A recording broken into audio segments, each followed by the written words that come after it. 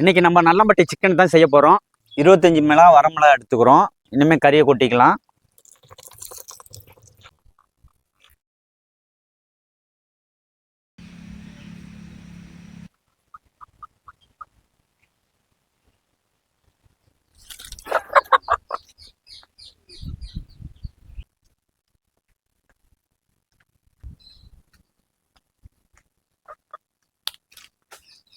இன்னைக்கு நம்ம நல்லம்பட்டி சிக்கன் தான் செய்ய போகிறோம். அது எப்படி செய்ய போகிறோங்கிறத பார்க்கலாம் வாங்க. வெறும் நல்லெண்ணெய் தான், நாட்டுக்கோழி நல்லெண்ணெய், வரமிளகா, இஞ்சி பூண்டு பேஸ்ட்டு இது மட்டும்தான் போட போகிறோம். எப்படிங்கிறத பார்க்கலாம் வாங்க.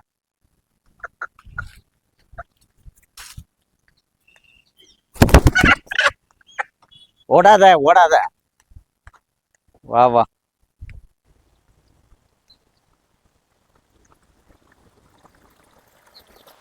இப்போ மஞ்சத்தூள் போட்டு ஒரு கழுவு கழுவிக்கலாம். அப்போ தான் அதில் உள்ள கிருமிலாம் போகும். மஞ்சத்தூள் போடும்போது ஒரு அலசிக்கலாம்.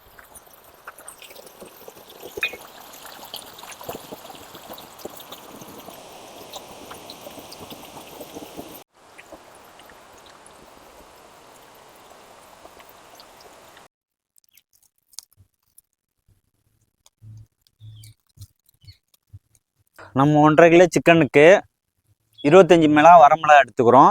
விதை இல்லாமல் அது மாதிரி விதையை எடுத்துடணும். இந்த மாதிரி எடுத்து வச்சுக்கிட்டு தனியாக வச்சுக்கணும். 1.5 கிலோ நல்லம்பட்டி சிக்கனுக்கு என்னென்ன தேவையான பொருளுங்கிறது பார்க்க போகிறோம்.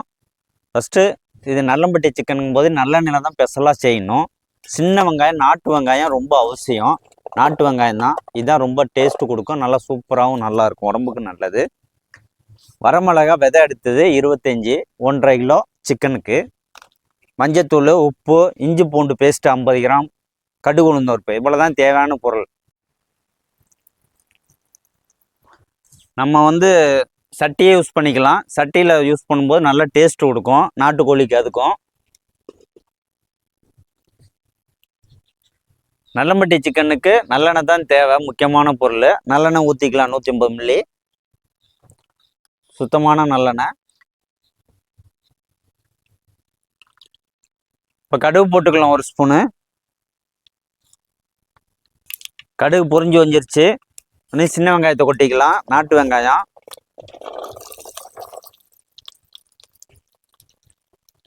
வெங்காயம் கொட்டின பிற்பாடு எண்ணெயிலேயே வணங்கி வரணும், பொன்னிறமாக வரணும்.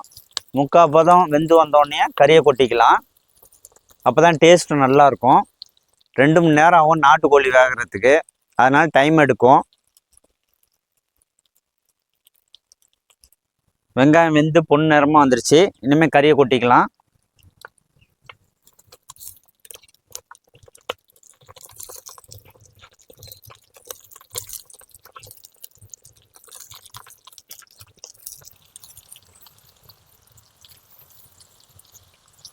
கறி கொஞ்ச நேரம் எண்ணெயிலே வணங்கட்டும். அதுக்கப்புறம் இஞ்சி பூண்டு பேஸ்ட்டெல்லாம் சேர்த்துக்கலாம். கறி வணங்கிருச்சு, ஆவி வருது பாருங்க. இப்போ இஞ்சி பூண்டு பேஸ்ட் 50 கிராம் போட்டுக்கலாம். மஞ்சத்தூள், வரமிளகா,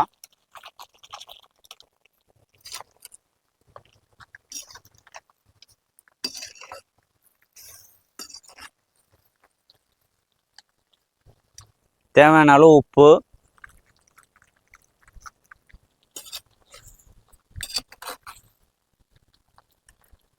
எதுக்கு முன்னாடியே மிளகா போடலன்னா சட்டி ரொம்ப ஹீட் ஆகும். அதனால் இப்போ மிளகா போட்டால் கருகாமல் நல்லா வரும், செம்மையாக டேஸ்ட்டாகவும் நல்லாயிருக்கும். இப்போ கருவேப்பிலை போட்டுக்கலாம்.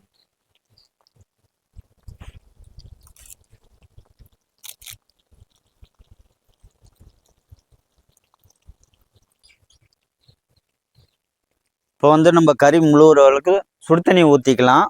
ஏன் அப்படின்னா, பச்சை தண்ணி ஊற்றினா கறி விரைச்சிக்கும், இன்னும் வேகிறதுக்கு ரொம்ப டைம் எடுக்கும். சுடு தண்ணி ஊற்றும் போது சீக்கிரம் வெந்துடும்.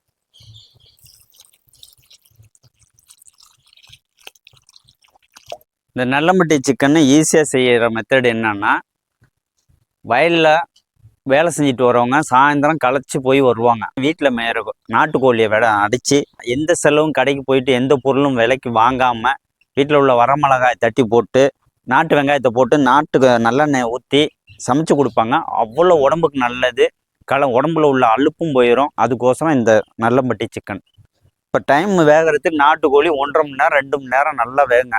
கோழி சைஸுக்கு தகுந்த மாதிரி வேகும், டைம் எடுக்கும். இப்போ எப்படியும் 1.5 மணி நேரம் ஆகும். அதுக்கப்புறம் திறந்து பார்க்கலாம். மூடி வச்சிடலாம். மூடி வச்சாச்சுங்க.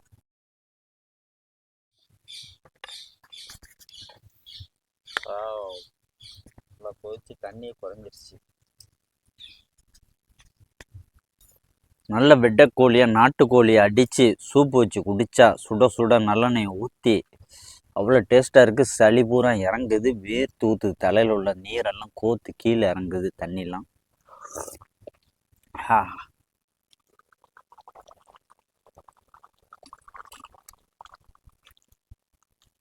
இன்னும் 1/2 மணி நேரம் வேகணும். ஆல்ரெடி 1.5 மணி நேரம் ஆயிடுச்சு. இன்னும் ஒரு 1/2 மணி நேரம் வேகணும். இப்போ தான் கரண்டியில் பூ மாதிரி ஒட்டுது.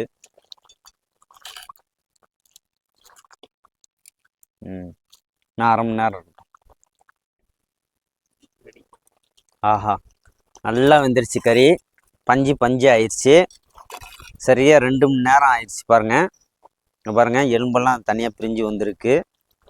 நல்லெண்ணெய் ஒரு கரண்டி மேலோட்டமாக ஊற்றி ஒரு கிளறி விட்டு இறக்கி வச்சிடலாம். இப்படி லேசாக நல்லெண்ணெய் ஊற்றி விட்டா உடம்புக்கு நல்லது.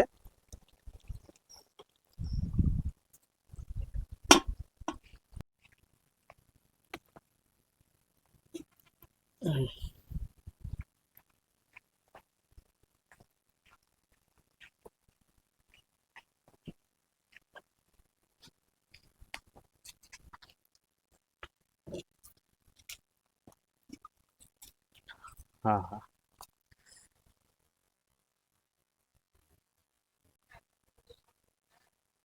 இங்கே பாருங்கள், நல்லா வெந்து வந்திருக்கு.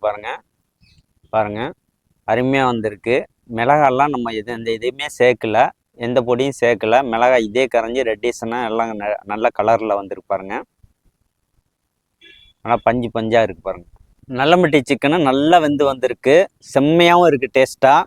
இதே குழஞ்ச சாதத்தை வச்சு சாப்பிட்டோம்னா அருமையாக இருக்கும். நாங்கள் தோட்டத்தில் அந்த சாதத்தை வச்சு சாப்பிட முடியல. நீங்கள் வீட்டில் வச்சு செஞ்சு சாப்பிடும்போது அந்த குழஞ்ச சாதத்தோட நல்லம்பட்டி சிக்கனையும் நல்லா வச்சு சாப்பிட்டீங்கன்னா செம்ம டேஸ்ட்டாக இருக்கும். அப்படியே தொண்டையில் இறங்கும் போது அருமை அவ்வளோ ஒரு ருசியாக இருக்கும். ஆஹா, எந்த மசாலாவும் சேர்க்காதனால நல்லெண்ணோட மனமும் இந்த வாழையோட மனமும் நல்லம்பட்டி நாட்டுக்கோழியோட வாசனையும் செம்மையாக இருக்குது. தொண்டையில் இறங்கும்போது அமூர்தமாக இருக்குங்க. அவ்வளோ அருமை. நீங்களும் வீட்டில் இது மாதிரி செஞ்சு பாருங்கள், டேஸ்ட்டு பாருங்கள். செஞ்சு குழந்தைங்களுக்கு பெரியவங்களுக்கு எல்லாத்துக்கும் கொடுத்து பாருங்கள். உடம்புக்கு நல்லது. நல்லம்பட்டி சிக்கனு நல்லெண்ணெயில் செஞ்சது.